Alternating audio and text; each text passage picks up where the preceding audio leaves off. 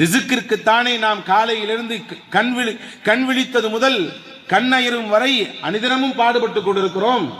நமக்கும் நம் குடும்பத்திற்கும் நம் சந்ததிகளுக்கும் தேவையான வாழ்வாதாரங்களை பெருக்கிக் கொள்வதற்கு தானே நாம் முயற்சிகளை எடுக்கிறோம். நாயகம் சொல்லுகிறார்கள், நீங்கள் இஸ்திக்ஃபார் செய்வதை வளமையாக்கிக் கொள்ளுங்கள். நீங்கள் நினைத்து பார்க்காத இடத்திலிருந்து உங்களுக்கு ரிசுக் வரும், தெரியாது, எங்கிருந்து வருகிறது என்று தெரியாது. அல்லாஹ் கொண்டு வந்து உங்கள் கைகளில் சேர்ப்பார். ஒரு விஷயம்தான், நீங்கள் பாவ மன்னிப்பை வளமையாக்கிக் கொள்ள வேண்டும். சிலருக்கு உலகத்திலே பணம் காசு இல்லையே என்று கவலை, சிலருக்கு ஏனடா இவ்வளவு காசு என்று கவலை, சிலருக்கு பிள்ளை குட்டிகள் இல்லையே என்று கவலை, சிலருக்கு பிள்ளைகளை வைத்தே பிரச்சனை, சிலருக்கு பதவிகளும் பட்டங்களும் இல்லையே என்று கவலை, சிலருக்கு ஏனடா இந்த பதவிக்கும் பட்டத்திற்கும் வந்து தொலைந்தோம் என்று கவலை. இப்ப கவலையும் பிரச்சனையும் இல்லாதவர்கள் உலகத்தில் யாரும் இல்லை. இப்ப கவலைக்கும் பிரச்சனைகளுக்கும் மருந்தாக நாயகம் கற்றுத்தருகிறார்கள். ரொம்பவும் எளிமையானது, நீங்கள் பாவ மன்னிப்பை தினசரி செய்து வாருங்கள். நாயகத்தை பற்றி அல்லாஹ் குர்ஆனில் சொல்வான், யக்ஃபிரு லக்கல்லாஹு மா தகத்தம மின் தம்பிக வ மா தஅக்கர். நீங்கள் செய்த முன்பின் பாவங்கள் எல்லாம் மன்னிக்கப்பட்டு விட்டது. முன்பின் பாவங்கள் அத்துணையும் பிழை பொறுக்கப்பட்டவர்கள் நீங்கள் என்று நாயகத்தை பற்றி சொல்லுகிறார். அந்த ஸல்லல்லாஹு அலைஹி வஸல்லம் அவர்கள் சொல்வார்கள், அஸ்தக்ஃபிருல்லாஹ வ அதூபு இலைஹி ஃபீ குல்லி யௌமின் 100 மர்ரா. ஒவ்வொரு நாளும் அல்லாஹ்விடத்தில் நான் 100 முறை பாவ மன்னிப்பு கேட்கிறேன். 100 முறை அஸ்தக்ஃபிருல்லாஹ் என்று சொல்லுகிறேன். இங்கே கவனிக்க வேண்டும், சொல்வது நீங்களோ நானோ அல்ல. நாயகம் சொல்லுகிறார்கள், பாவம் என்றால் என்னவென்றே தெரியாதவர்கள், பாவத்தை விட்டு பாதுகாக்கப்பட்டவர்கள், மஅசூமீன்கள், பாவத்தை விட்டு அவர்கள் முழுவதுமாக தடுக்கப்பட்டவர்கள். அந்த நாயகம் என் வாழ்க்கையில் ஒவ்வொரு நாளும் 100 முறை அஸ்தக்ஃபிருல்லாஹ் சொல்லாமல் அந்த நாள் நிறைவு பெறுவதில்லை என்கிறார்கள். என்றால் இங்கே கவனப்படுத்த வேண்டும், ஒரு முஸ்லிம், ஒரு மூமின் இஸ்திக்ஃபாரை எந்த அளவிற்கு கையில் எடுக்க வேண்டும் என்பதை நாயகம் கற்றுத்தருகிறார்கள். எனவேதான் பெரும் பெரும் பிரச்சனைகளாக நினைத்த விஷயங்களை கூட அல்லாஹ், மலை போன்று இருக்கக்கூடிய பிரச்சனைகளையும் அல்லாஹ் பணியாக மாற்றி கொடுத்தான் ஸல்லல்லாஹு அலைஹி வஸல்லம் அவர்களுக்கு. பெரும் பூதாகரமாக எழுந்த பிரச்சனைகள் கூட, எதிரிகளின் சூழ்ச்சிகள் கூட, நயவஞ்சகர்களின் குள்ள நரித்தனத்தை கூட, கூட இருந்து குளிபறிக்கக்கூடிய நபர்களின் சேஷ்டைகளை கூட அல்லாஹ் இல்லாமல் ஆக்கினார். என்றால் அங்கே சூட்சுமம் ஒன்று இருக்கிறது. பெருமானா ஸல்லல்லாஹு அலைஹி வஸல்லம் அவர்கள் அல்லாஹ்விடத்தில் இஸ்திக்ஃபார் செய்வதை வளமையாக்கியிருந்தார்கள். ஹதீஸிலே வரும், ஸல்லல்லாஹு அலைஹி வஸல்லமின் அன்பு சஹாபாக்கள், மிக முக்கியமான நபித்தோழர் சையதுனா அப்துர் ரஹ்மான் பின் அவுஃப் ரலியல்லாஹு அன்ஹு. அந்த காலத்திலேயே அவர் மிகப்பெரிய மில்லினியர், பெரிய கோடீஸ்வரர். எந்த அளவிற்கு அவரின் சொத்து மதிப்புகள் இருந்தது என்று வரலாற்று ஆசிரியர்கள் கணக்கெடுத்து சொல்கிறார்கள். அவருடைய மனைவிமார்கள் 4 பேராம். அந்த 4 மனைவிமார்களில் ஒரு மனைவிக்கு மட்டும் கிடைத்த பங்கு மட்டும் லட்சங்களை தாண்டும். லட்சங்கள் என்றால் நான் நம்மூர் பைசாவில் சொல்லவில்லை, திருகங்களில் சொல்கிறேன். லட்சங்களை தாண்டுகிற அளவிற்கு ஒரு பெண்ணுக்கு அந்த பங்கு கிடைத்தது. பிள்ளைகள் இருந்தால் 8இல் 1 பங்கு தான் பெண்ணுக்கு. அவ்வளவு கிடைத்தது என்று வரலாற்றில் எழுதி வைத்திருக்கிறார்கள். மிகப்பெரிய செல்வந்தர், மிகப்பெரிய காசு பணத்திற்கு அதிபதி அவர். ஆனால் ஒரு நாள் இது போன்ற ரமதானுடைய நாட்களிலே நோன்பு திறக்கிற சமயம் அல்லாஹ்விடத்தில் துஆ செய்து கொண்டிருக்கிற பொழுது கண்ணிலிருந்து கண்ணீரை வடித்தவாறு அல்லாஹ்விடத்தில் துஆ செய்தார்களாம். அவரின் துஆவை நீங்கள் கவனியுங்கள். யா அல்லாஹ், இவ்வளவு செல்வத்தை எனக்கு தந்திருக்கிறாய், இவ்வளவு பொருளாதாரத்தை எனக்கு நீ வளமாக கொடுத்திருக்கிறாய். என் தோழர்களில் முந்தி உள்ள நபித்தோழர்களில் நிறைய பேருக்கு சரியான உணவு கூட இல்லை, உடுத்த கூட ஆடை இல்லை, கஃன் பொறிவதற்கு கூட அவர்களுக்கு நிறைவான ஆடை இல்லாமல் தான் உலகத்தை விட்டு போனார்கள். அல்லாஹ், இவ்வளவு எனக்கு கொடுத்திருக்கிறாயே, உன்னிடத்திலே இதற்கு நான் எப்படி பதில் சொல்ல போறேன் தெரியவில்லையே என்று அழுதார்களாம். அப்துர் ரஹ்மான் பின் அவுஃப் ரலியல்லாஹு அன்ஹு, இவ்வளவு எனக்கு செல்வத்தை தந்திருக்கிறாயே அல்லாஹ், உனக்கு நான் இதை குறித்து நான் எப்படி பதில் சொல்ல போறேன் தெரியவில்லையே என்று அழுதார்கள் என்ற வரலாற்று குறிப்பை பார்க்கிறோம். இப்போ ஒருபுறம் செல்வத்தை கொடுத்தவர்கள் கவலைப்படுகிறார்கள், இதற்கு நான் எப்படி கேள்வி கணக்கு பதில் சொல்ல என்று.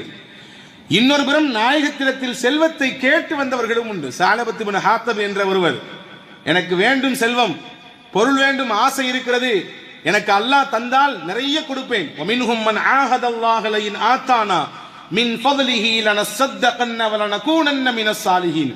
குர்ஆனில் அல்லாஹ் சொல்கிறான், சிலர்கள் இருக்கிறார்கள் நபியிடத்திலே வந்து உறுதியாக சொல்கிறார்கள், எனக்கு அல்லாஹ் ரிஸ்கை தந்தால் நான் அல்லாஹ்வின் பாதையில் ஏழை எளிய மக்களுக்கு, இல்லாதவர்களுக்கு அள்ளி அள்ளி கொடுப்பேன் என்று சொல்கிறார்கள். அடுத்து அல்லாஹ் சொன்னான், அதே போன்று நாயகம் துவா செய்தார்கள், அவருக்கு கிடைத்தது. அல்லாஹ் நிறைய செல்வத்தை கொடுத்தான். அது கிடைப்பதற்கு முன்பாகவே பெருமானாரிடத்திலே சொல்லியிருந்தார்கள், நீ இப்படி இருப்பதுதான் சிறந்தது. சிலருக்கு அல்லாஹ் கொடுத்து சோதிப்பான், சிலருக்கு கொடுக்காமல் சோதிப்பான். எதுவாக இருந்தாலும் அந்த சோதனையை ஏற்றெடுத்துக் கொள்ள வேண்டும். இதுதான் முஸ்லிமின் தன்மை. நாயகம் சொன்னார்கள், நீ இப்படி இருப்பதுதான் சிறந்தது. செல்வம் வந்தால் அல்லாஹ்வை மறந்து விடலாம், அல்லாஹ்வின் நினைவு இல்லாமல் போய்விடலாம். இல்லை இல்லை, அஸ்தக்ஃபிருல்லாஹ், அப்படி எல்லாம் இல்லை. நான் நினைவோடு இருப்பேன், என் பொருளாதாரத்திற்கு என்ன பங்கையோ அதை சரியாக கொடுத்து விடுவேன் என்றெல்லாம் சொல்லிவிட்டு தான் போனார். ஆனால் காசும் பணமும் வந்த பிறகு எல்லாம் மறந்து போனது. எல்லாம் மறந்து போனது. அல்லாஹ்வை மறந்தார், ரசூலை மறந்தார், ஜக்காத்தை மறந்தார், தொழுகையை மறந்தார். ஒவ்வொரு வக்தாக மிஸ் பண்ணியவர் கடைசியிலே ஜும்மாவை தவறவிட்டார்.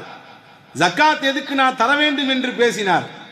வரலாற்றை அதை முடிக்கிற பொழுது குர்ஆன் முடிக்கும், அப்படி செல்வம் கொடுக்கப்பட்டவர், எல்லாம் தருவேன் என்று சொன்னவர், செல்வத்தின் மீது ஆசை வைத்தவர், கடைசியிலே அவரிடத்திலிருந்து ஒரு பைசா கூட வாங்கக்கூடாது என்று அல்லாஹ் சொல்லிவிட்டான். நாயகமும் வாங்கவில்லை, நாயக தோழர்களும் வாங்கவில்லை. அப்படியே அவர் உஸ்மான் ரலியல்லாஹுவின் காலத்தில் மரணித்து போனார் என்ற செய்திகள் இருக்கிறது. அன்பு சகோதரர்களே, நான் எதற்கு இதை சொல்கிறேன் என்றால், சிலருக்கு கவலைகள், அந்த கவலையினுடைய தீர்வாக எதை தேடுகிறார்கள். ஆனால் அல்லாஹ் சொல்கிறான், உங்கள் கவலைக்கும் உங்கள் பிரச்சனைக்கும் தீர்வாக நீங்கள் எதை வையுங்கள்? மக்ஃபிரத்தை வையுங்கள், பாவ மன்னிப்பை வையுங்கள். இந்த உம்மத்திற்கு கிடைக்கப்பட்ட மிகப்பெரிய வரம், பாவ மன்னிப்பு கேட்டால் அல்லாஹ் மன்னிப்பான். இந்த முஸ்லிம் உம்மத்திற்கு, குறிப்பாக நாயகம் ஸல்லல்லாஹு அலைஹி வஸல்லமுடைய உம்மத்திற்கு மட்டும் சில பிரத்யேக விஷயங்கள் அல்லாஹ் தந்தான். பிரத்யேக விஷயங்கள். அதிலே முக்கியமானது போரில் கிடைக்கப்பட்ட கனிமத் பொருட்கள். போரில் வெற்றி கொள்ளப்பட்டு கிடைக்கப்படுகிற கனிமத் பொருட்களை அல்லாஹ் இந்த உம்மத்திற்கு ஹலாலாக்கி வைத்திருந்தான். முன்பெல்லாம் அப்படி கிடையாது. முன்னால் இருந்த சமூகத்திற்கு அவர்கள் வெற்றி கொள்ளப்பட்ட பொருட்களை எடுத்து ஒரு குவியல் குவித்து வைப்பார்கள். வானிலிருந்து வரும் ஒரு பெரிய நெருப்பு அப்படியே கரித்துவிடும். அவங்களுக்கு ஹலால் இல்லை. ஆனால் இந்த உம்மத்திற்கு ஹலால். அதே போன்றுதான் அல் அர்து குல்லுஹா மஸ்ஜித். இந்த முஹம்மது ஸல்லல்லாஹு அலைஹி வஸல்லம் உடைய உம்மத்திற்கு மட்டும்தான் பூமி எல்லாம் பள்ளி. தொழ வேண்டும் என்றால் பள்ளிவாசலுக்கு வந்து தொழுவதின் மூலமாக இரட்டிப்பாக பன்மடங்கு நன்மைகள் உண்டு. அதே நேரத்தில் தொழுகை நேரம் தவறி போய்விடும் என்ற அச்சம் இருந்தால் எங்கு வேண்டாலும் சுத்தமாக இருந்தால் தொழுது கொள்ளலாம். ஒரே ஒரு கண்டிஷன் தான், பூமி சுத்தமாக இருக்க வேண்டும். நீங்கள் விரிப்பை விரித்து தொழுது கொள்ளலாம். இது இந்த உம்மத்திற்கு மட்டும் அல்லாஹ் கொடுத்த தனிச்சிறப்பு. முன்னால் உள்ள உம்மத்திற்கு எல்லாம் இல்லை. அந்த குறிப்பிட்ட இடத்தில் போய் தான் தொழ வேண்டும், நேரமானாலும் பரவாயில்லை. அதே போன்றுதான் இந்த உம்மத்திற்கு கொடுத்த மிக தனிச்சிறப்புகளில் ஒன்று, அசுத்தம் நம்முடைய ஆடையில் பட்டுவிட்டால் தண்ணீர் விட்டு அதை கழுகி கொண்டால் போதும். தண்ணீர் விட்டு கழுகி கொள்ளலாம். மூசா அலைஹிஸ்ஸலாமுடைய சமூகத்திற்கெல்லாம் அசுத்தம் பட்டுவிட்டால் அப்படியே கத்திரியை வைத்து அந்த இடத்தை வெட்டி எறிந்து விட வேண்டும். கத்திரியை வைத்து வெட்டி எறிந்து விட வேண்டும். ஆனால் நபிகள் நாயகம் ஸல்லல்லாஹு அலைஹி வஸல்லம் அவர்களுடைய உம்மத்திற்கு அல்லாஹ் தண்ணீரை கொண்டு சுத்தம் செய்து கொள்ளுங்கள் போதும் என்றார். இன்னொரு முக்கியமான விஷயம், நாம் பாவம் செய்தால் நமக்கும் நம் இறைவனுக்கு மட்டும்தான் தெரிகிறது. வேறு யாராவது பார்த்தால் தெரியும், பார்க்கவில்லை என்றால் நமக்கும் ரப்புக்கும் மட்டும்தான் தெரியும். ஆனால் ஒரு சமூகம் இருந்தது, நமக்கு முன்னால் வாழ்ந்த சமூகங்களிலே ஒன்று இருந்தது. அவர்கள் இரவிலே பாவம் செய்துவிட்டால் காலையில் அவரின் வீட்டு வாசலிலே இந்த வீட்டுக்கு சொந்தக்காரர் இன்றைய ராத்திரி இப்படி ஒரு பாவம் செய்திருக்கிறார் என்று பொறிக்கப்பட்டுவிடும், அங்கே எழுதப்பட்டுவிடும். நீங்கள் நினைத்து பாருங்கள், இந்த காலத்தில் அப்படி இருந்தால் என்ன ஆகும்? தினசரி காலை ஃபஜருக்கு வரும்பொழுது எல்லோரும் வாளியும் கையுமாகத்தான் வருவார்கள் அதை அழிப்பதற்கு. அவ்வளவு பாவங்கள் நாம் செய்கிறோம். பாவத்தை அல்லாஹ் மறைத்திருக்கிறான், நமக்கும் ரப்புக்கும் மட்டும்தான் தெரிகிறது. ஆனால் ஒரு சமூகம் இருந்தது, அவர்கள் செய்த பாவங்கள் அவர்களின் வீட்டினுடைய வாசலிலே பொறிக்கப்படும். அதே போன்றுதான் மண்ணை பயன்படுத்தலாம். ஒது செய்வதற்கு தண்ணீர் இல்லை என்றால் மண்ணை வைத்து நீங்கள் தயமம் செய்து கொள்ளுங்கள் என்று இந்த உம்மத்திற்கு அல்லாஹ் அனுமதியை தந்தார். வேறு எந்த உம்மத்திற்கும் அப்படி எல்லாம் கிடையாது. தண்ணீர் என்றால் தண்ணீர் தான் பயன்படுத்தியாக வேண்டும். அந்த வரிசையில் தான் இப்படி சிறப்பம்சங்களை பெற்ற இந்த உம்மத் இன்னொரு சிறப்பை பெறுகிறது. அல்லாஹ்விடத்தில் மன்னிப்பு கேட்க வேண்டும் என்றால் 2 சொட்டு கண்ணீரை வடித்து அல்லாஹ்விடத்திலே கையேந்தினால் போதும், மன்னித்து விடுவான். மூசாவின் சமூகத்திற்கு அல்லாஹ் கொடுத்த தௌபா என்ன தெரியுமா? குர்ஆன் சொல்லுகிறது ஃபதூபு இலா பாரிக்கும் ஃபக்துலு அன்ஃபுஸக்கும். அல்லாஹ்விற்கு நீங்கள் இணை கற்பித்து விட்டீர்கள். மூசா தூர் சீனா மலைக்கு போகிற சமயத்தில் நீங்கள் அந்த விக்கிரகங்களை வணங்கிவிட்டீர்கள். இப்பொழுது இணையாகிவிட்டது. இதற்கு மன்னிப்பு உங்களுக்கு வேண்டும் என்றால் உங்களை நீங்களே கொல்ல வேண்டும், தற்கொலை செய்து கொள்ளுங்கள். நீங்கள் வைத்திருக்கக்கூடிய அந்த ஆயுதங்களை வைத்து நீங்களே உங்களை மாய்த்துக் கொள்ளுங்கள் என்று அல்லாஹ் சொன்னார். அதுதான் உங்களுக்கு தௌபா. அந்த உம்மத்திற்கு தௌபா அதுதான். அதை செய்தால் அவர்களின் பாவம் மன்னிக்கப்பட்டுவிடும். நாளை மறுமையிலே அவர்கள் சுத்தமாகி விடுவார்கள். ஆனால் இந்த உம்மத்திற்கு அப்படியெல்லாம் இல்லை. தௌபா செய்ய வேண்டும் என்றால் இரண்டு ரக்காயை தொழ வேண்டும். உட்கார்ந்து அல்லாஹ்விடத்திலே 2 சொட்டு கண்ணீரை வடித்து, கண்ணீர் வரவில்லை என்றாலும் பரவாயில்லை, வருவதை போன்று கொஞ்சம் பாவனை செய்தாவது அல்லாஹ்விடத்திலே மன்னிப்பை கேட்டுவிட்டால் நிச்சயம் அல்லாஹ் மன்னிக்க தயாராக இருக்கிறான் என்று பெருமக்கள் சொல்லித் தருகிறார். அன்பானவர்களே, அந்த மன்னிப்பை அதிகமாக பெறுவதற்குரிய நாட்கள் தான் இந்த ரமதானுடைய மையப்பகுதி என்பதை நாம் கவனத்தில் கொள்ள வேண்டும். அல்லாஹ் ஜல்ல ஷானஹு வ தஆலாவின் நபிமார்கள், உலகத்தில் அனுப்பப்பட்ட நபிமார்கள் எல்லாரும் பாவ மன்னிப்பு கேட்டிருக்கிறார்கள். ஹதீஸிலே வருகிறது, ஹஜ்ரத் பாபா ஆதம் அலைஹிஸ்ஸலாம் கேட்ட துஆ தான் குர்ஆனில் பதிவாக இருக்கிறது. ரப்பனா ஸலம்னா அன்ஃபுஸனா வ இல்லம் தக்ஃபிர் லனா வ தர்ஹம்னா லனகூனன்ன மினல் காசிரீன். இந்த மரத்தின் பக்கம் போகாதீர்கள், இந்த பழத்தை உண்ணாதீர்கள் என்று அல்லாஹ் சொன்னான். ஆனால் இப்லீஸ் வழிகெடுத்தான். பாபா ஆதம் அலைஹிஸ்ஸலாமும் அவர்களின் துணைவியாரும் உண்டார்கள். அங்கிருந்து அவர்கள் வெளியாக்கப்பட்டார்கள், பூமிக்கு தள்ளப்பட்டார்கள். கடைசியிலே அல்லாஹ் எப்படி மன்னித்தான் அவர்களை என்றால், அல்லாஹ் சொல்கிறான், நாம் அவருக்கு ஒரு இஸ்திக்பாரை கற்றுக் கொடுத்தோம், ஒரு பாவ மன்னிப்பை சொல்லிக் கொடுத்தோம். ரப்பனா வலம்னா அன்ஃபுஸனா, அல்லாஹ்வே எங்கள் ஆத்மாவுக்கு நாங்கள் அநீதம் செய்து விட்டோம். வ இல்லம் தக்ஃபிர் லனா வ தர்ஹம்னா, நீ எங்களை மன்னித்து எங்களின் மீது இரக்கம் காட்டவில்லை என்றால் லனகூனன்ன மினல் காசிரீன், அல்லாஹ் நாங்கள் நஷ்டவாளியாக போய்விடுவோம். இது யார் கேட்டதுவா? பாபா ஆதம் அலைஹிஸ்ஸலாம் கேட்டதுவா. ஆதம் அலைஹிஸ்ஸலாம் அல்லாஹ்விடத்தில் இஸ்திக்பார் செய்திருக்கிறார்கள் என்று குர்ஆன் சொல்கிறது. சையதுனா இப்ராஹிம் அலைஹிஸ்ஸலாம் எப்படி செய்தார்கள் இஸ்திக்பார்? அல்லாஹும்ம மக்ஃபிர்லி வலி வாலிதைய வலில் முஃமினீன யௌம யகூமுல் ஹிசாப். நீ எழுப்பி நிப்பாட்டப்படக்கூடிய அந்த மறுமை நாளிலே அல்லாஹ்வே என்னையும் நீ மன்னிக்க வேண்டும், என்னுடைய பெற்றோர்களையும் நீ மன்னிக்க வேண்டும், மூமின்களை எல்லாம் மன்னிக்க வேண்டும், உன்னிடத்திலே நான் மன்னிப்பை வேண்டி நிற்கிறேன் அல்லாஹ் என்று இப்ராஹிம் அலைஹிஸ்ஸலாம் பாவ மன்னிப்பு கேட்டார்கள். நூஹ் அலைஹிஸ்ஸலாம் கேட்டது இஸ்திக்பாரை குர்ஆன் சொல்கிறது. قال ربي إني أعوذ بك أن أسألك ما ليس لي به علم وإلا تغفر لي وترحمني أكن من الخاسرين.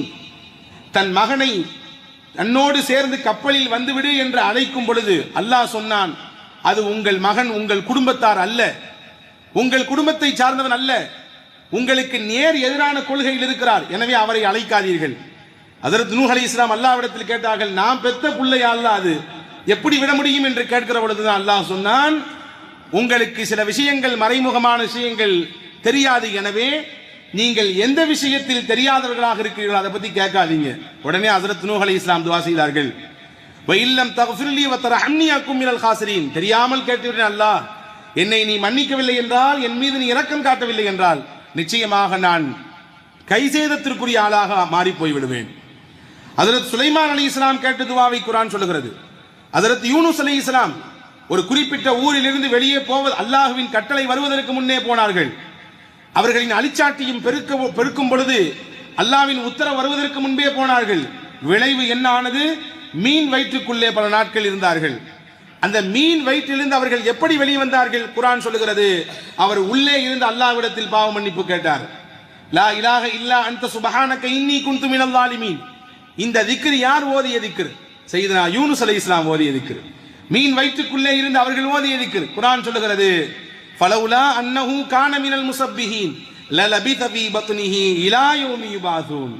அந்த மீன் வயிற்றுக்குள்ளே இருந்து யூனுஸ் என்னை அழைத்தார், என்னை நினைத்து பார்த்தார், தன்னுடைய தவறுக்கு என்னிடத்திலே மன்னிப்பு கேட்டார். அவர் மட்டும் தஸ்பீஹ் செய்யக்கூடிய நபராக இல்லாமல் இருந்தால் மீன் வயிற்றுக்குள்ளே கியாமத் வரை இருந்திருப்பார். உள்ளே மட்டும் அவர் பாவ மன்னிப்பு கேட்காமல் இந்த திக்ரை ஓதாமல் அப்படியே இருந்திருந்தால் கியாமத் வரை அது தொடர்ந்திருக்கும், அந்த மீன் வயிற்றுக்குள்ளேயே அவர் இருந்திருப்பார் என்று அல்லாஹ் ஜல்ல ஷானஹு வ தஆலா குர்ஆனில் சொல்லித் தருகிறார். இப்படி குர்ஆனில் ஏராளமான நபிமார்களை குறித்து, அவர்கள் செய்த பாவ மன்னிப்புகளை குறித்து அடுக்கடுக்காக ரப்புல் ஆலமீன் அல்லாஹ் சொல்லிக் கொண்டே இருக்கிறான். அன்பு சகோதரர்களே, உலகத்தில் அல்லாஹ்விற்கு பாவ மன்னிப்பை விட அடியார்கள் செய்யக்கூடிய அமல்கள் வேற எதுவும் பெரிதல்ல. அடியார்கள் கேட்கக்கூடிய தௌபாவும், அவர்கள் அல்லாஹ்விடத்தில் உருகி கண்ணீர் வடித்து சிந்தக்கூடிய அந்த பாவ மன்னிப்பும் அல்லாஹ்வை சந்தோஷப்படுத்துகிறது என்றார்கள் பெருமானா ஸல்லல்லாஹு அலைஹி வஸல்லம். ஹதீஸிலே வருகிறது, முஸ்லிம் ஷரீஃபிலே பதிவாக இருக்கிறது, இன்னல்லாஹ யப்சுத்து யதஹு பில் லைலி லியதூப முஸீஉன் நஹாரி. இரவெல்லாம் அல்லாஹ் எதிர்பார்க்கிறான். என்ன எதிர்பார்க்கிறான்? தன்னுடைய அருளை விரித்து வைத்து எதிர்பார்க்கிறான். என்ன எதிர்பார்க்கிறான்? பகலில் அடியார்கள் செய்த பாவத்திற்கு இரவில் மன்னிப்பு கேட்பார்களா என்று எதிர்பார்க்கிறான். வ இன்னல்லாஹ யப்சுத்து யதஹு பின் நஹாரி லியதூப முஸீஉல் லைலி. பகலெல்லாம் அல்லாஹ் எதிர்பார்க்கிறான், தன் அருளை விரித்து வைத்து எதிர்பார்க்கிறான். யாருக்கு எதிர்பார்ப்பு?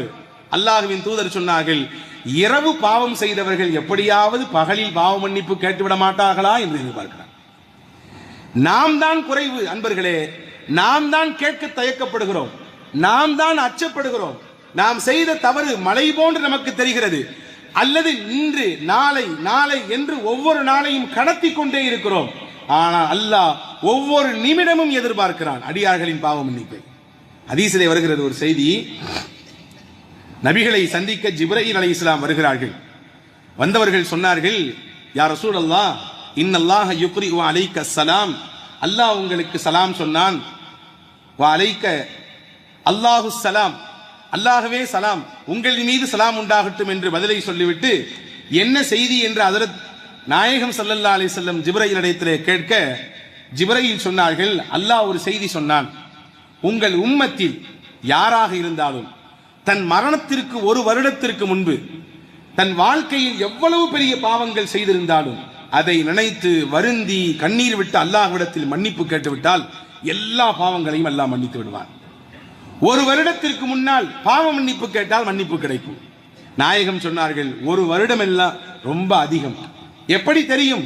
நான் ஒரு வருடத்திற்கு பிறகு இறக்கப் போகிறேன் என்று எனக்கு எப்படி தெரியும்? அல்லாஹ் வாய்ப்பு கொடுத்தான் தானே தௌபா செய்ய முடியும். நாயகம் சொன்னார்கள், இது ரொம்ப அதிகம், நீங்கள் போய் குறைத்து விட்டு வாருங்கள் அல்லாஹ்விடத்தில். ஜிப்ரீல் போனார்கள், போய் அல்லாஹ்விடத்தில் நாயகம் சொன்னதை சொன்னார்கள். அல்லாஹ் சொன்னான், குறைத்து விட்டான். இங்கே வந்தார்கள், ஒரு மாதமாக அல்லாஹ் குறைத்து விட்டான். மௌத்துக்கு ஒரு மாதத்திற்கு முன்பு தௌபா செய்தாலும் அந்த ஒரு மாதம் முன்பு வரை என்னென்ன பாவம் எல்லாம் இருக்கிறதோ எல்லாவற்றையும் அல்லாஹ் அடிப்பான். நாயகம் சொன்னார்கள், ஒரு மாதமும் அதிகம், குறைத்து விட்டு வாருங்கள். போனார்கள், அந்த ஒரு மாதத்தை ஒரே ஒரு நாளாக குறைத்தார்கள். நாளை மரணம், நாளை மரணம், இன்று இரவு வரை பாவம் செய்துவிட்டு இன்று இரவு பாவ மன்னிப்பு கேட்டாலும் மன்னிப்பு கிடைக்கும் என்று அல்லாஹ் சொன்னார் என்று சொன்னார்கள். நாயகம் சொன்னார்கள், ஒரு நாளும் அதிகம்தான், ஒரு நாளும் அதிகம்தான், நீங்கள் குறைத்து விட்டு வாருங்கள். போனார்கள், மறுபடியும் வந்தார்கள். நாயகமே, ஒரு மணி நேரம், ஒரு மணி நேரம், ஒருவர் மரணிப்பதற்கு ஒரு மணி நேரத்திற்கு முன்பு அல்லாஹ்விடத்தில் மன்னிப்பு கேட்டால் அல்லாஹ் மன்னிப்பான். நாயகம் சொன்னார்கள், ஒரு மணி நேரமும் அதிகம்தான், குறைத்து விட்டு வாருங்கள். அல்லாஹ்விடத்தில் போய் ஜிப்ரீல் அலைஹிஸ்ஸலாம், நாயகமே, ஹபீபிடத்திலிருந்து வருகிறேன், ஒரு மணி நேரத்திற்கு முன்பு தௌபா செய்தாலும் நீ மன்னிப்பாய் என்று சொல்கிறாய், ஆனால் நாயகம் இது பத்தாது, குறைக்க வேண்டும் என்று சொல்கிறார்கள். அல்லாஹ்வின் தூதர் ஸல்லல்லாஹு அலைஹி வஸல்லம் இடத்திலே இப்பொழுது வாங்கி கொண்டு ஜிப்ரீல் வருகிறார். வந்தவர் சொன்னார், யா அல்லாஹ், யா ரசூலல்லாஹ், அல்லாஹ் சலாம் சொன்னான், உங்கள் உம்மத்தில் யார் தன் மரணத்திற்கு ஒரு வருடத்திற்கு முன்போ அல்லது ஒரு மாதத்திற்கு முன்போ அல்லது ஒரு வாரத்திற்கு முன்போ ஒரு நாளைக்கு முன்போ ஒரு மணி நேரத்திற்கு முன்போ கூட தௌபா செய்யவில்லை என்றாலும் பரவாயில்லை, அவருக்கு மௌத் வந்து விட்டது, மௌத் கண்களிலே தெரிகிறது, நாவெடுத்து பாவ மன்னிப்பு கேட்க வேண்டும் என்று நினைக்கிறான், ஆனால் அவரால் முடியவில்லை, நான் எழ மறுக்கிறது, ஆனால் உள்ளத்தால் ஆஹா இவ்வளவு பாவம் செய்து விட்டோமே, இவ்வளவு தவறுகள் என் வாழ்க்கையில் நான் செய்து விட்டேனே என்று வருத்தப்படுகிறார் உள்ளத்தால். கவனிக்க வேண்டும், நாவால் அஸ்தக்ஃபிருல்லாஹ் என்று சொல்ல முடியவில்லை, நாவால் அதூபு அலைஹி அல்லாஹ்வே என்னை மன்னித்து விடு என்று சொல்ல முடியவில்லை, ஆனால் உள்ளத்தால் வருத்தப்படுகிறார், இவ்வளவு காலம் இவ்வளவு பாவம் செய்து விட்டோமே என்று. கடைசி நிமிடத்தில், அந்த கடைசி அந்த செகண்ட்ல நாயகம் சொன்னார்கள், நாயகத்திடத்திலே ஜிப்ரீல் சொன்னார்கள், அவர் உள்ளத்தால் வருந்தினாலும் அல்லாஹ் மன்னிப்பான். ஒரு வருடம் அல்ல, ஒரு மணி நேரம் அல்ல, அந்த கடைசி மினிட்ல, அந்த நிமிடத்தில் கூட அல்லாஹ்விடத்தில் பாவ மன்னிப்பு கேட்டால் மன்னிப்பு உண்டு, அது உள்ளத்தால் நினைத்து வருந்தினாலும் பரவாயில்லை என்று அல்லாஹ் சொன்னான் என்று பெருமானா ஸல்லல்லாஹு அலைஹி வஸல்லம் இடத்திலே ஜிப்ரீல் சொன்னார்கள். எவ்வளவு அல்லாஹ் இரக்கமானவன், அல்லாஹ் எவ்வளவு மன்னிப்பாளன். தன்னை குறித்து பல இடங்களில் அல்லாஹ் சொல்லும் பொழுது கஃபார் என்று தான் சொல்கிறான், நான் மன்னிக்கக்கூடியவன்.